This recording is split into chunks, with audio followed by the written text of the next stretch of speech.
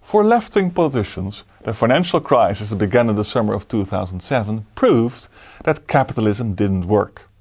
For them, this crisis represented a massive evidence of market failure and therefore of the folly of deregulation that preceded it.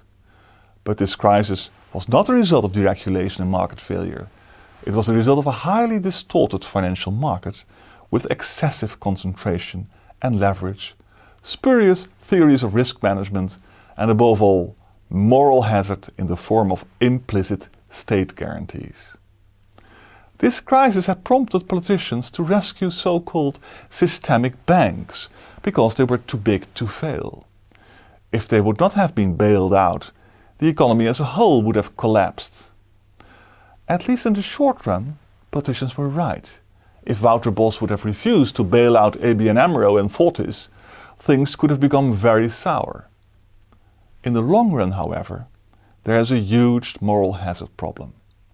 When bankers know that the risks will be covered by the taxpayer, they will operate more risky than under normal market conditions. However, an institution that is too big to fail is too big to exist. The question today is well phrased by Professor Neil Ferguson. How can we best get rid of the TBTFs without increasing the power of government and the economy still further? So how can we get rid of the TBTFs without creating a big brother is watching you state? There are several proposals on the table. First of all, the Geither proposals. Tighten constraints on leverage by requiring that all financial firms hold higher capital and liquidity buffers. It also proposes very strong government oversight on the TBTFs. Basel 1 to 3 will increase the liquidity buffers, but strong government oversight is problematic. It's all very nice, but banks will say if we are too big, we go somewhere else. And who regulates the regulators? Secondly, a proposal for a cap on international bankers' compensation. This is a herring. $1 million bonuses are a symptom, not a cause of the deeper malaise, which is the TBTFs. The real problem with banks is not that some people get paid lots. After all, we tolerate mediocre millionaires on our football pitches. It is that bonuses are paid from profits boosted by subsidies. Banks capture these by being able to borrow cheaply because of their implicit state guarantee. Here, regulators have made progress. A big chunk of bonuses will be deferred, so that if firms fail, bankers will lose out. Hence, there is nothing wrong with bonuses, but they have to be able to fluctuate downwardly as well as upwardly. If that is taken care of, we don't need an international cap. Thirdly, there is the Turner tax, to levy a tax on all financial transactions. This is a red herring too. Raising transaction costs in the financial sector would help rather than hinder the TBTFs.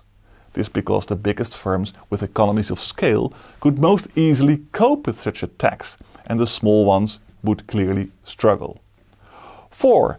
There is the return to the old Glass-Steagall Act, separation of commercial and investment banking.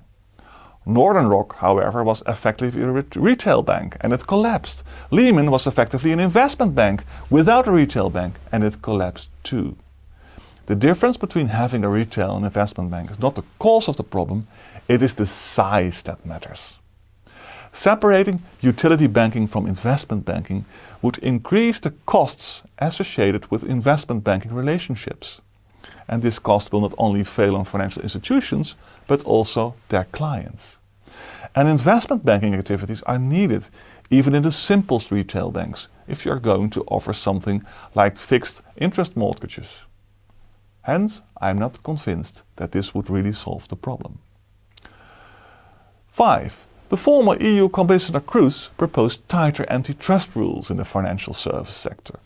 This would surely help to downsize banks, but it requires a courageous commissioner.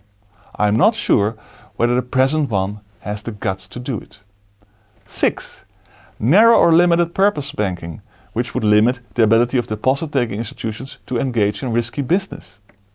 As Professor Ferguson has argued, this idea of narrow banking would turn the clock back not to the 1930s, but to the 1650s, to the period before fractional reserve banking began to spread throughout the Western world. Do we really have to throw away so much of what financial evolution has achieved over 3.5 centuries especially since two of the most systemically dangerous firms in the crisis were not deposit-taking institutions.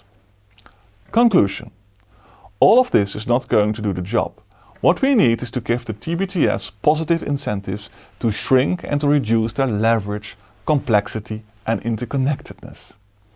The best way to do this for the state is to repeat every week that in case of failure, the largest, most interconnected firms should in the future be wound up in a way that protects taxpayers and the broader economy while ensuring that losses are borne by creditors and other stakeholders. When we listen carefully to Bundes Chancellor Angela Merkel and the Dutch Finance Minister De Jager, we hear them indeed arguing that the bailout of Portugal should also be paid by the creditors and other stakeholders. This is at least the beginning of tackling the moral hazard issue. This insight is crucial because as long as bankers have the impression that gains are privatized and losses are socialized, we will remain in serious trouble. After all, it's not government of the bankers, by the bankers and for the bankers. It's government of the people, by the people and for the people. Only when bankers are aware that losses will not be covered by the taxpayers, they will operate less risky and reduce their size. After all, the real issue is, as Professor Geither has time and again argued, size.